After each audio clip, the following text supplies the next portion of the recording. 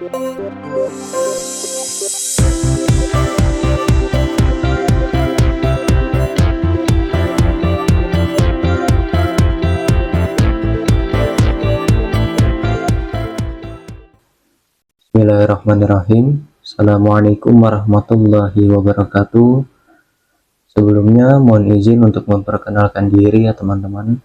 Nama saya Devri Lugas Hidayat dari kelas TI 23C4 dengan NIM 312310272 dari Prodi Teknik Informatika Universitas Pelita Bangsa.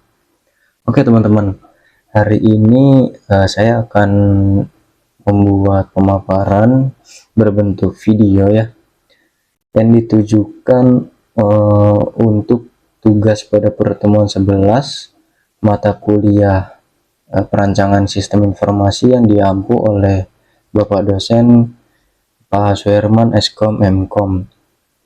Oke, untuk tugasnya sendiri kita bisa lihat. Jadi di sini buatlah video tentang flowchart, diagram konteks, diagram zero, normalisasi, RD, dan lain-lain.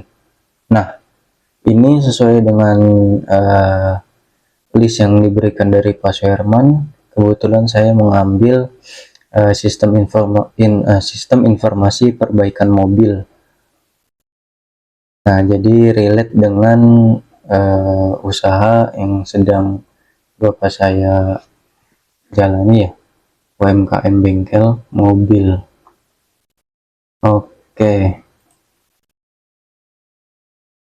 Jadi yang pertama aja kita membahas tentang flowchart dulu ya. Nah, di sini saya sudah menyiapkan dokumen-dokumennya dari tugas-tugas. Nah, tugas flowchart ini ada di tugas pertemuan keempat. Jadi di sini saya membuat flowchart. Nah, untuk strukturnya sekilas seperti ini ya. Nah, kalau untuk lebih detailnya akan saya jelaskan melalui aplikasi Draw.io. Nah, sebenarnya Pak Suherman kan bebas memilih, membebaskan mahasiswanya memilih menggunakan software apa. Nah, di sini saya membuat menggunakan Draw.io karena lebih fleksibel dan juga saya lebih umum menggunakan Draw.io untuk membuat diagram-diagram. Oke, langsung aja. Di sini flowchart sistem servis mobil. Jadi untuk apa ini namanya, aktornya ini ada 4. Yang pertama itu ada customer, admin bengkel, mekanik, dan kepala bengkel. Nah, untuk sekilas saja ya teman-teman, untuk mempercepat durasinya. Jadi yang pertama ini ada start, tentu saja karena flowchart wajib ada start dan juga wajib ada finish atau end pada suatu proses di dalam sistem. Nah, untuk di sini ada dokumen, maaf sebentar teman-teman.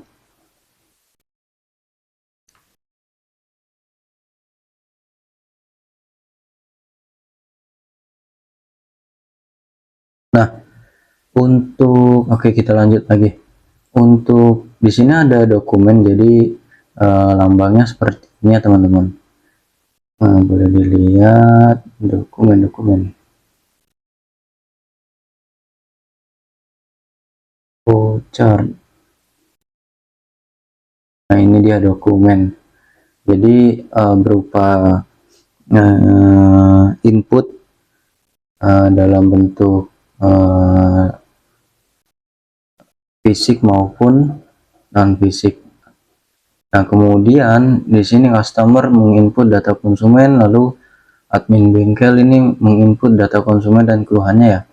Kemudian ke pendaftaran servis, di mana ini tuh simbolnya yaitu menggunakan manual operation. Jadi yang digunakan untuk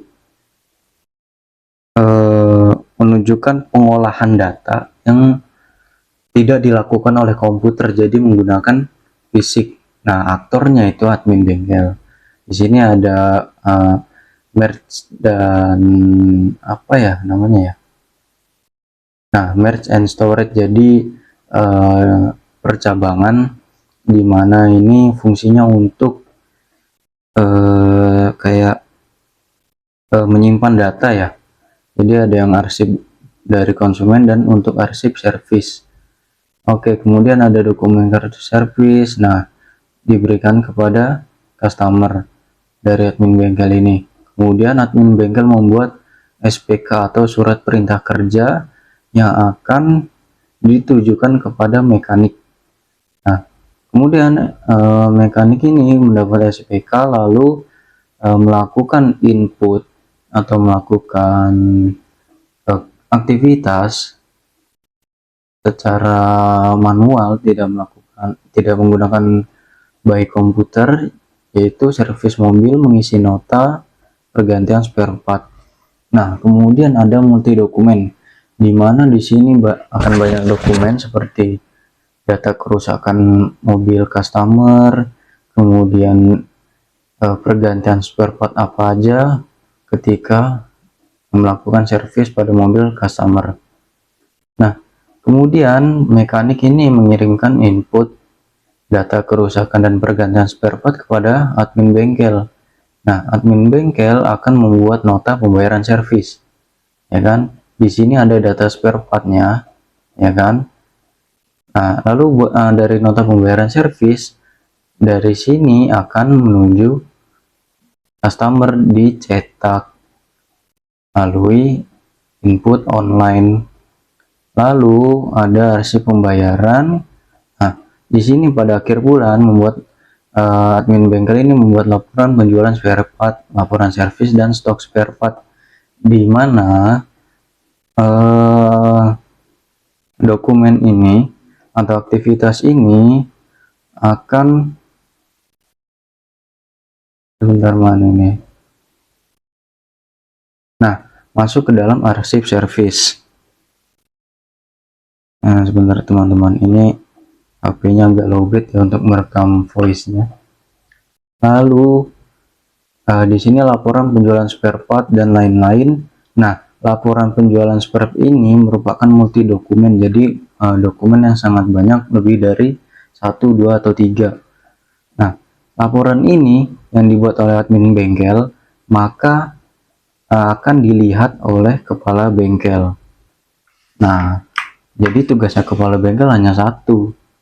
Dia melihat laporan penjualan, laporan servis, dan stok suku cadang, ya kan? Nah, finishnya di aktivitas ini ada di kepala bengkel. Oke, lanjut kita. Nah, mungkin tadi ya.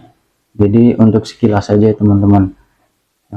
Seperti yang saya bilang tadi, ada 4 pemeran, ada 4 aktor: customer, admin bengkel, mekanik, dan kepala bengkel.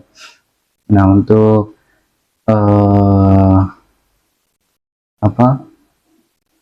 untuk fungsi-fungsi atau aktivitas pada setiap aktornya ini bisa dilihat di sini.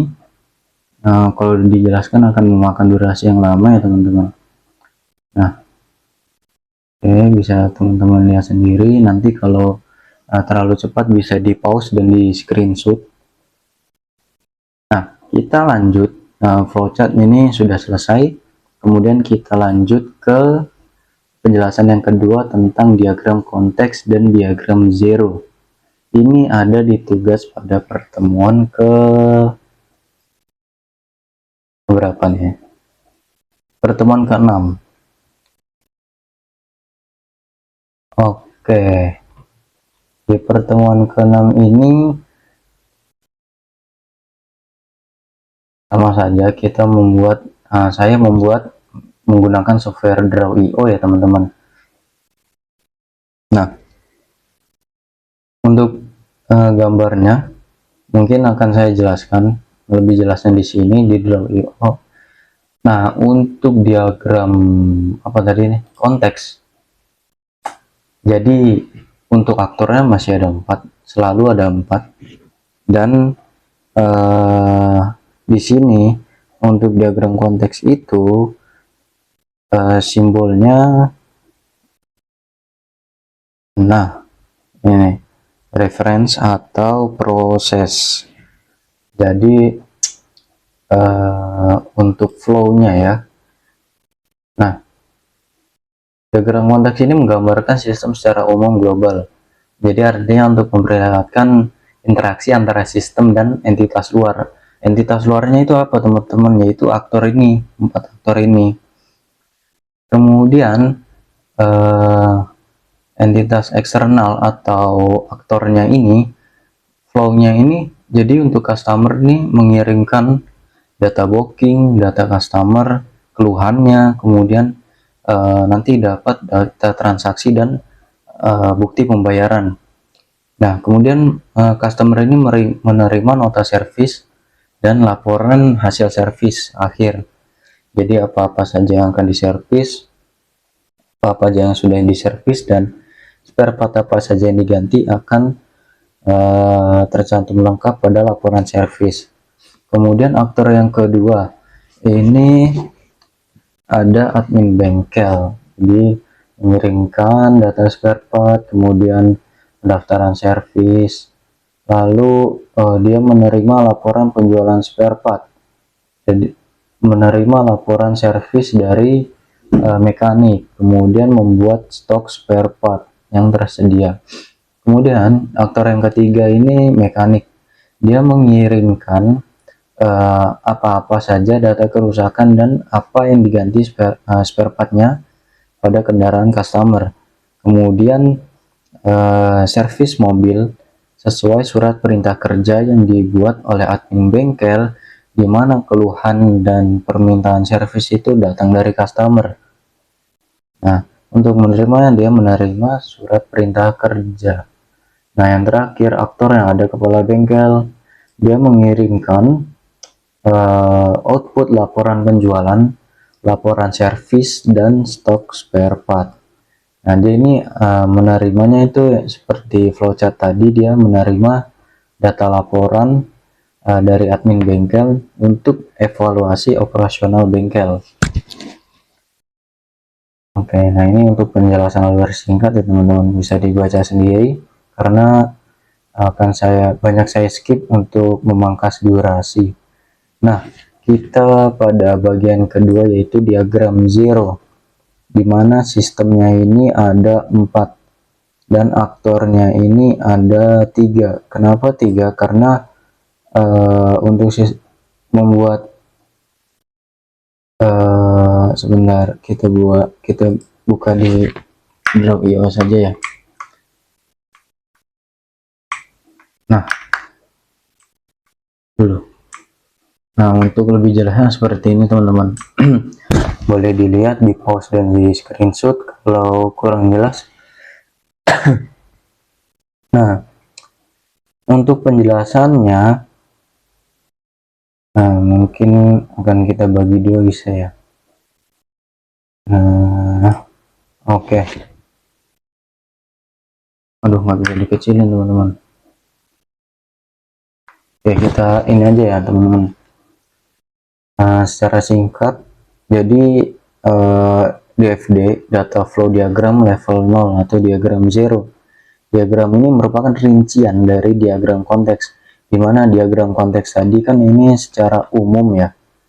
Nah, kemudian ini secara rinci menjelaskan proses utama dalam sistem perbaikan mobil. Jadi di mana proses utamanya ini ada proses pendataan servis. Inputnya dari customer, outputnya data service disimpan oleh admin bengkel ke dalam sistem. Jadi yang tadi itu di flowchart di mana ada icon atau simbol merge segitiga terbalik. Nah, itu untuk data servisnya. Kemudian tujuannya ini mencatat dan data kendaraan dan keluhan dari customer. Kemudian proses booking, input data booking, kemudian outputnya laporan booking service. Tujuannya menjadwalkan service sesuai waktu dan kebutuhan customer. Yang ketiga ini proses pembayaran, di mana ada pembayaran dari customer bisa cash maupun cashless. Outputnya nota pembayaran dan laporan ke admin. tujuannya ini mencatat transaksi pembayaran servis agar tidak terjadi kekeliruan maupun miss pembayaran, jumlahnya juga dan lain-lain. Kemudian proses servis. Nah, inputnya ini dari surat perintah kerja dari admin bengkel, konfirmasi SPK dan servis mobil sesuai SPK dari ini harusnya dari ke customer. Oke. Tujuannya melakukan servis kendaraan sesuai permintaan dan mencatat hasil pekerjaan mekanik. Nah, ini mencatat hasil pekerjaan mekanik adalah tugasnya admin. Kemudian kalau melakukan servis kendaraan itu yang dilakukan oleh proses servis dilakukan oleh mana mekanik.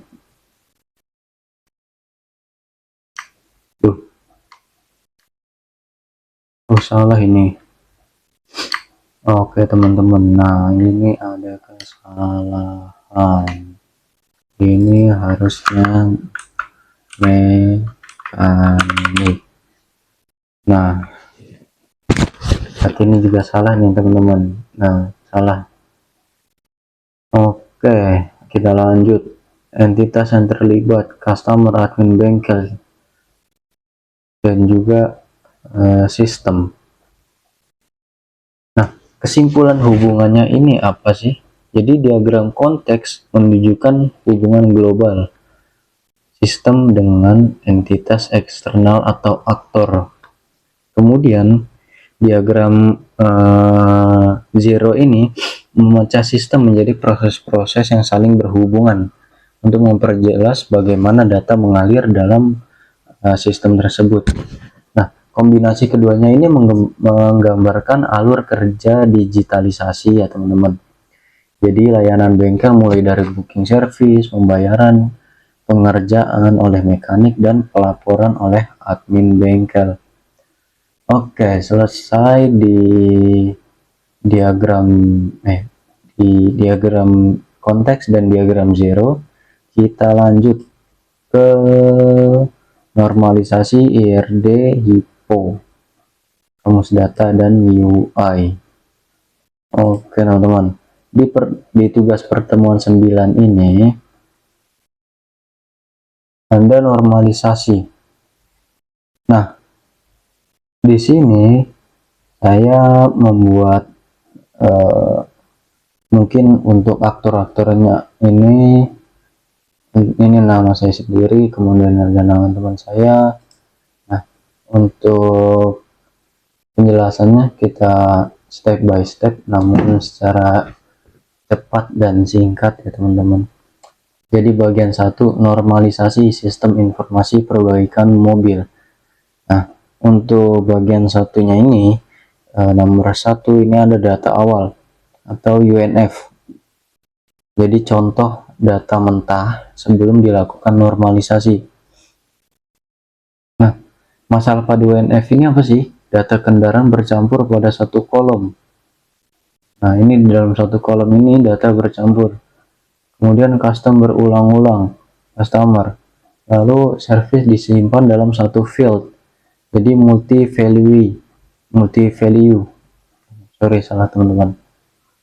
Nah, kemudian mekanik ini tidak terpisah sebagai entitas.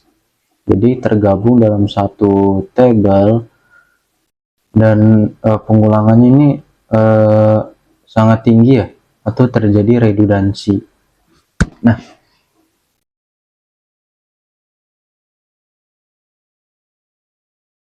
oke. Yang kedua, jadi ada normalisasi ke first normal form. Aturannya semua nilai harus atomik, tidak boleh ada list. Jadi nggak boleh ada seperti ini ya teman-teman. Kemudian tidak boleh ada repeating group. Contoh, nih, repeat, jadi pengulangan. Lalu semua baris merepresentasikan satu entitas.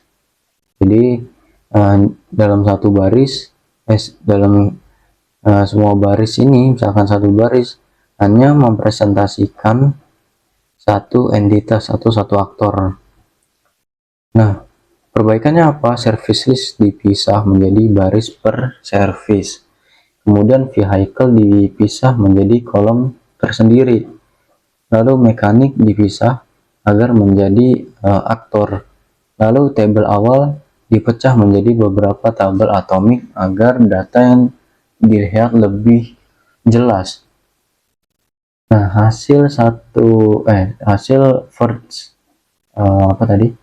Normal form ini hasilnya seperti ini nih teman-teman. Oke, bisa dilihat tabel customer ID, name, phone, email, address. Nah, tabel vehicle ID, customer ID, plat number, make, model, year. Jadi nggak numpuk. Nah, seperti ini teman-teman. Ada plat nomor, pabrikan, kemudian mereknya, kemudian tahun pembuatannya. Nah, ini kan menjadi satu. Jadi ketika kita normalisasikan ke dalam first normal form akan seperti ini. Jadi kita gampangin aja satu apa namanya satu baris, satu kolom itu kita pecah lagi jadi menjadi atomik, subatomik untuk mempermudah melihat data. Nah, untuk mekanik juga sama, ID mekanik, name, phone, dan lain-lain sama. Semua nilai di sini sudah atomik dan tidak ada yang multi value, ya kan? Yang ketiga ini normalisasi ke second normal form, di mana aturannya sudah memenuhi first normal form. Di sini saya sudah membuat dan sudah memenuhi first normal form. Jadi setiap atribut yang non key harus bergantung penuh pada primary key, bukan hanya sebagian. Nah, untuk primary key-nya saya menggunakan name dari customer atau apa ya, saya lupa ini teman-teman. Nah, untuk pemeriksaan primary key detail ID, semua kolom bergantung penuh pada detail ID itu mana ya? Detail, nah ini dia nih, detail ID pada repair detail. Ini primary key-nya ternyata saya taruh di sini dan sudah aman. Lalu ini vehicle service sudah aman. Nah, semua tabel yang sudah saya buat ini itu sudah memenuhi second normal form. Dan yang keempat ini adalah normalisasi third normal form ke 3NF. Aturannya sudah memenuhi 2NF, tidak boleh ada transitive dependensi ya. Ini saya belum mengerti sepenuhnya. Pemeriksaan customer pun bergantung, oke, aman, vehicle aman, service aman, mekanik aman, repair order aman, detail aman. Kesimpulan, third normal form, semua tabel tidak memiliki transitive dependensi, struktur sudah efisien, tidak ada duplikasi dan sesuai praktek industri. Oke, untuk tabel third normal form saya menggunakan Mermaid Live. Jadi dengan bantuan AI pastinya, karena waktu pembuatan ini saya belum paham dan sampai sekarang pun juga masih belum paham ya teman-teman mengenai normalisasi ini sendiri. Nah, untuk Mermaid Live-nya sudah saya buka di sini. Nah, jadi di sini tuh ada customer, di mana ownsnya itu apa ya, vehicle record part.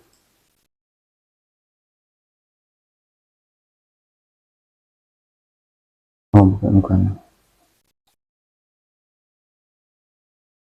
Coba kita lihat dokumennya lagi tadi. Oh, oke. Dapatkan 6 tabel utama.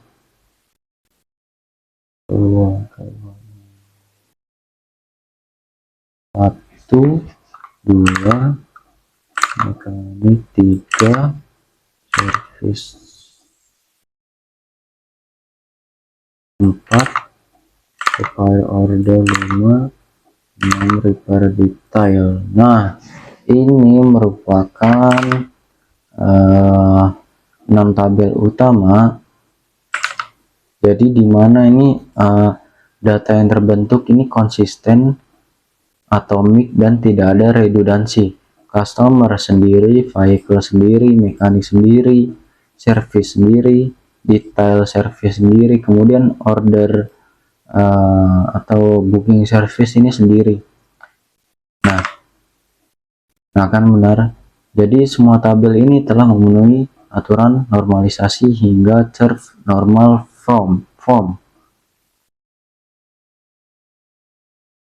Oke teman-teman. Nah, bagian kedua ini IRD. Jadi untuk apa ini penjelasan? Oh, IRD. Oke. Mungkin kalau ini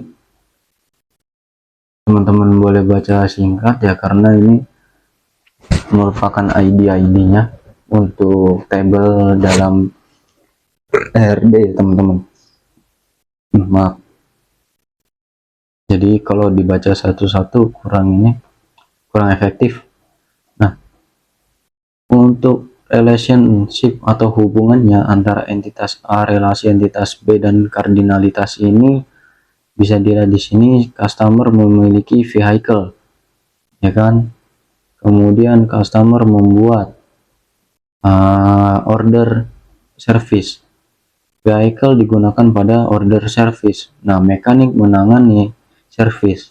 Kemudian repair order atau service ini memiliki detail repair yang hasilnya berupa laporan service. Nah, begitu teman-teman. Nah, untuk di sini kan saya memakai bantuan AI ChatGPT. Jadi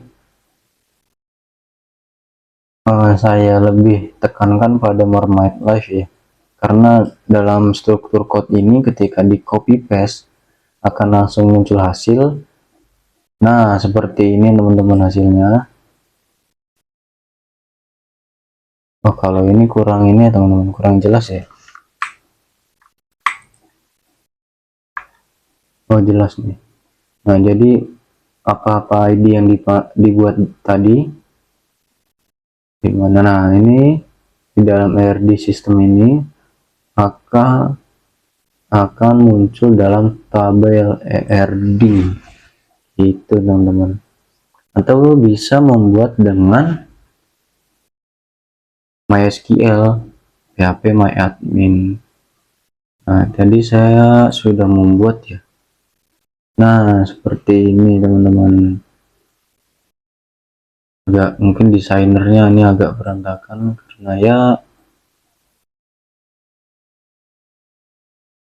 Nah, jadi di sini ada perbaikan mobil dilakukan oleh mekanik, detail service, jenis service, vehicle, semua ID-nya apa-apa aja yang berupa integer maupun teks, kemudian apa ini, desimal, varchar, di sini semuanya ada, ya kan, sudah lengkap dan siap untuk database.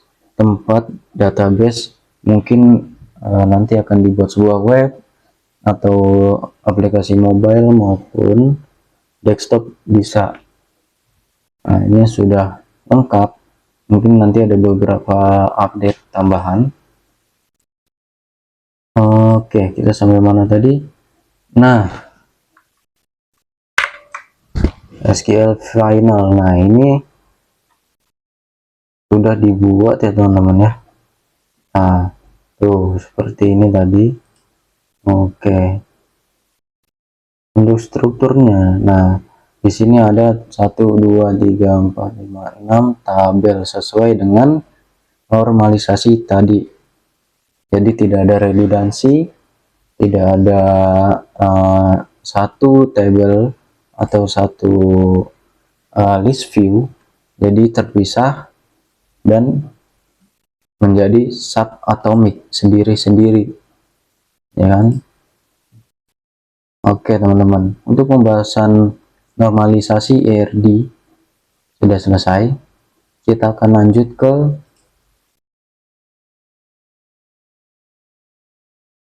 typo, kamus data, dan UI. Nah, ini bagian menariknya ya teman-teman. Oke, durasi terus berjalan. Nah, ada di tugas pertemuan 10. Jadi, hypo, kamus data, UI design. Nah, untuk hypo, hierarki plus input proses output, itu ada hierarki sistem. Maaf ada iklan teman-teman. Kelola data konsumen.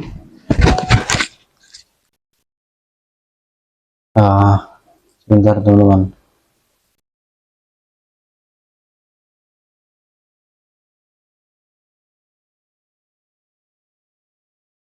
Oke, jangan dilihat teman-teman. Nah, oke, kita lanjut dalam hypo.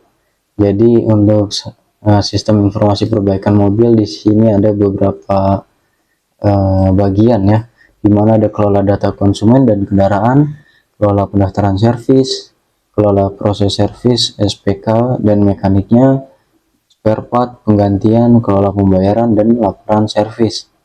Untuk tabel hypo-nya bisa dilihat di sini. Nah, ini kalau di zoom pasti pecah ini. Akan benar teman-teman.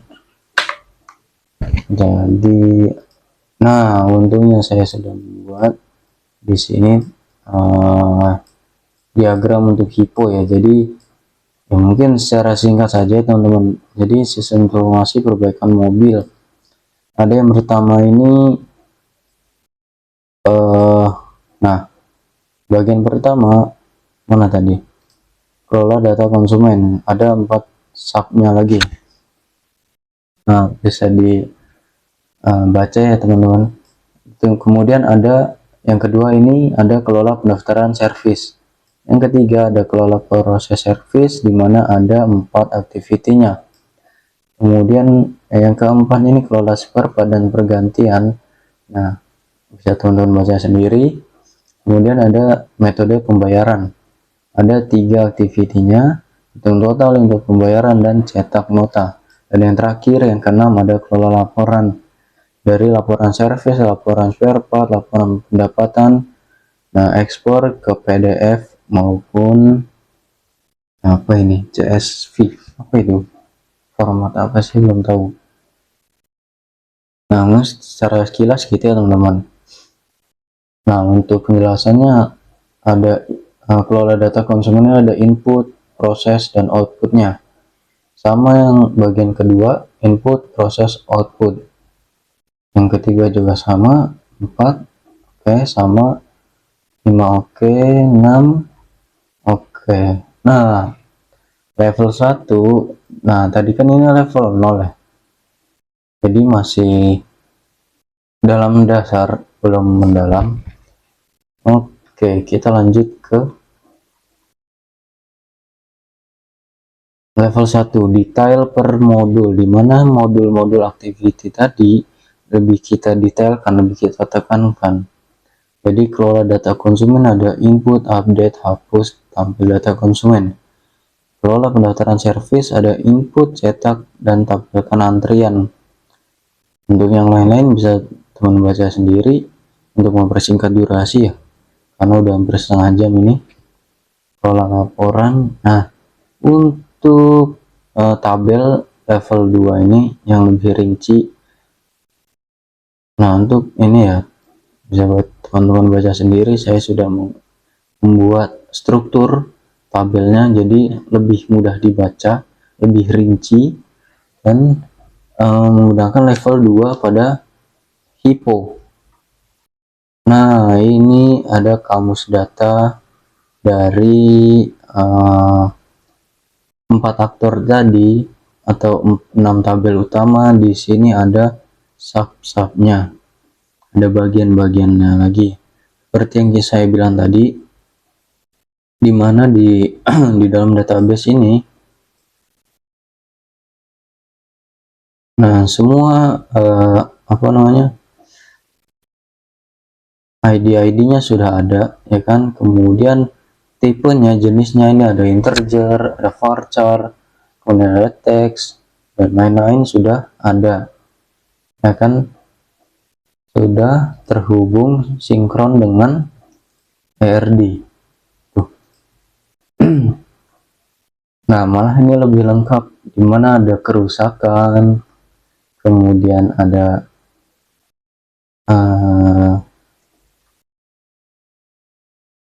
spare partnya, kemudian ada pergantian spare part. Nah, ada ID-ID-nya semua lengkap.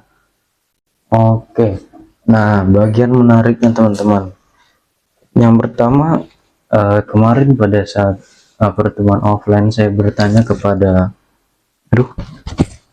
Bapak dosen Suherman, Pak Suherman Eskom, saya bertanya, Pak, untuk UI-nya ini menggunakan software apa ya Pak? Nah, sebenarnya ada lanjutannya teman-teman.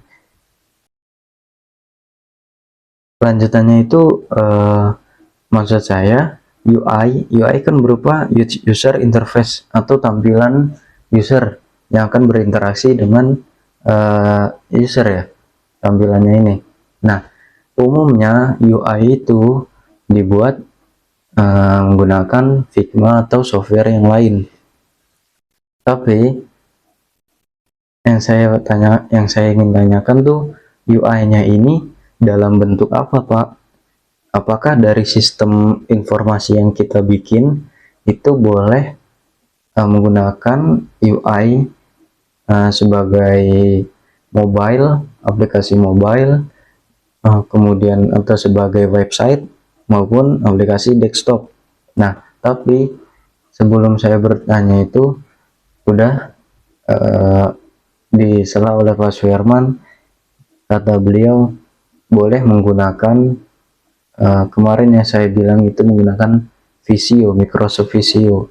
Nah, saya bingung teman-teman, kalau Visio itu kan biasanya hanya simbol-simbol untuk membuat suatu diagram.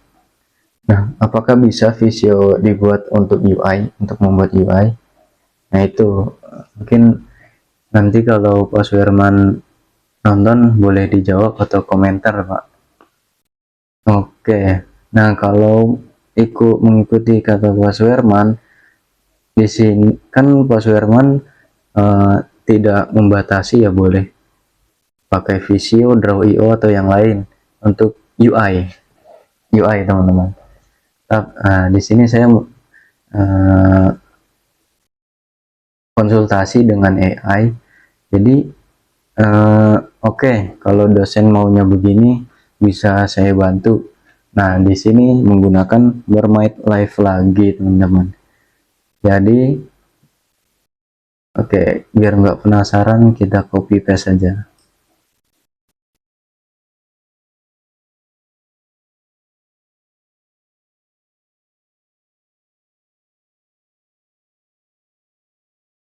Apa ini yang sudah dibuat teman-teman? Oh iya, ini benar teman-teman. Nah, kalau menurut AI dan UI-nya dari AI ini seperti ini yang dituangkan dalam software Bermaid Live. Nah, jadilah seperti ini teman-teman hasil run code-nya ini. Cuman saya belum paham UI-nya ini apakah seperti apa namanya, storyboard atau flow-nya, apa namanya, alur flow dalam suatu sistem informasi yang kita buat, atau UI dalam bentuk UI seperti ini. Nah itu teman-teman, saya masih bingung. Nah kalau menurut UI pada umumnya kan user interface, saya sudah membuat di Figma ya teman-teman. Nah untuk UI nya mungkin secara garis besar seperti ini. Nah ini beberapa bagian saja yang saya tampilkan karena tidak lengkap. Nah untuk keterangannya bisa dilihat di sini, ada halaman login, kemudian dashboard admin. Oke. Nah, coba kita akan buka UI di Figma-nya. Nah, ini bagian menariknya, teman-teman. Di sini saya sudah membuat UI rancangan lengkapnya.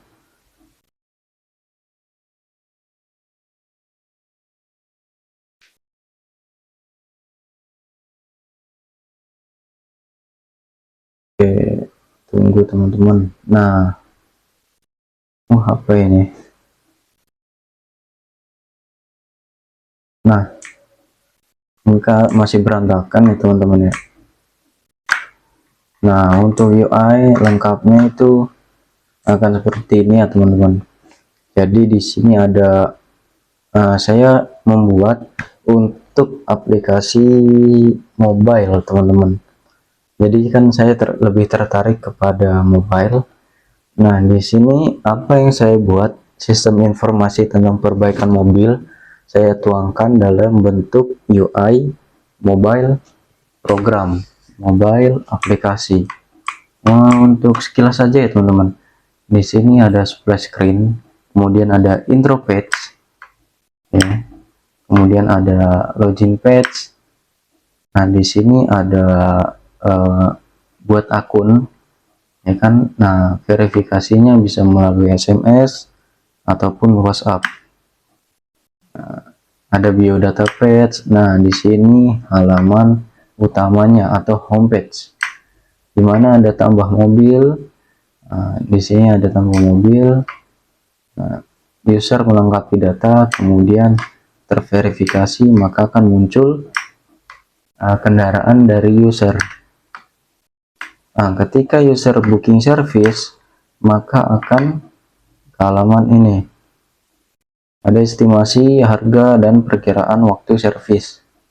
Kan? Untuk lokasi bengkel ada di page ini. Nah, di sini teman-teman. Oke, untuk spare partnya mungkin secara garis besar seperti ini ya teman-teman. Ini masih berantakan karena masih belum lengkap. Nah, hasilnya dari laporan servis ini akan berbentuk seperti ini teman-teman. Jadi kendaraan, tipenya, dan plat nomor, kemudian pesanan beras. Oh ini booking service teman-teman. Nah, apa saja contoh servis berkala, kemudian keluhan dari customer apa, mesin berbat, tarikan kurang, lampu rem mati, ya kan, tanggal berapa, waktu jam 10, mekanik siapa. Nah ini alamat, oh ini berarti untuk home service. Jadi fitur dimana atau sistem dimana saya membuat customer bisa memesan servis, jasa servis dengan mendatangkan mekanik ke rumah, itu teman-teman. Nah, sebenarnya ini adalah project aplikasi mobile pada semester 3, semester 2 atau 3 gitu teman-teman. Nah di sini saya membuat UI-nya sudah beberapa yang lengkap dan sudah lengkap menggunakan Android Studio Native. Nah di situ udah jadi front end-nya, tinggal connect to backend dan database. Itu teman-teman. Mungkin nggak akan saya terangkan di sini, ada next video ya teman-teman, karena durasinya terlalu panjang. Nah untuk UI-nya cukup sampai di sini ya teman-teman, karena sudah selesai dari apa yang diminta dosen. Oke. Nah Begitu saja teman-teman pemaparan materi yang ditugaskan oleh Bapak Suherman. Jadi mohon maaf bila durasinya terlalu panjang, hampir 50 menit teman-teman, hampir 1 jam. Jadi untuk mempercepat videonya, semua kekurangan salah kata dalam video ini saya mohon maaf, karena saya juga seorang mahasiswa baru, belum banyak mengerti tentang perancangan sistem informasi dan juga dalam pembuatan diagram-diagram maupun user interface. Oke, sekian saja dari saya.